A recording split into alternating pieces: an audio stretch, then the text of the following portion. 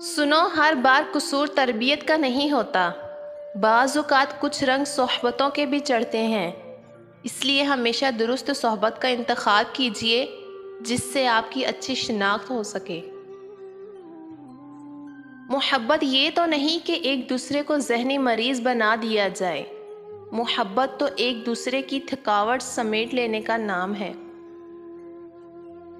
ایک مرنے والے انسان کو یہ نہیں پتا کہ تم نے اس کے لیے کتنے آنسو بہائے، لیکن ایک زندہ انسان کو یہ مرتے دم تک یاد رہے گا کہ اس نے تمہارے لیے کتنے آنسو بہائے۔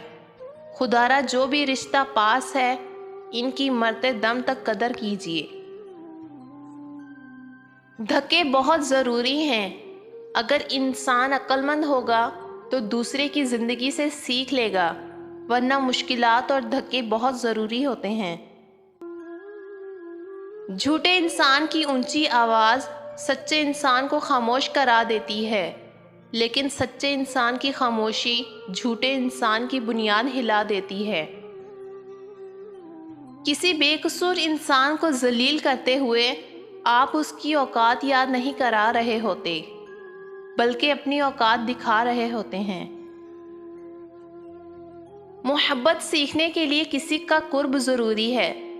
آپ کتابوں، کہاوتوں، روایات اور کہانیوں سے محبت نہیں سیکھ سکتے، اس کے لیے ایک زندہ وجود لازم ہے۔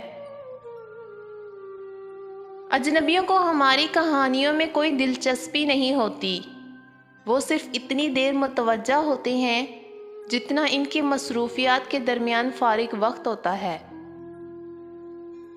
عورت کے اندر ہر مرد کے ساتھ رہنے کی خواہش نہیں جاگتی۔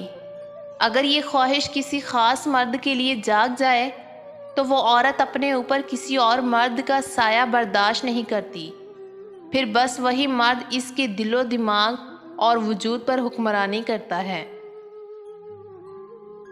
عورت کی ہر ادا وہ میٹھا زہر ہے جس کو ہر مرد پی کر مرنا پسند کرتا ہے۔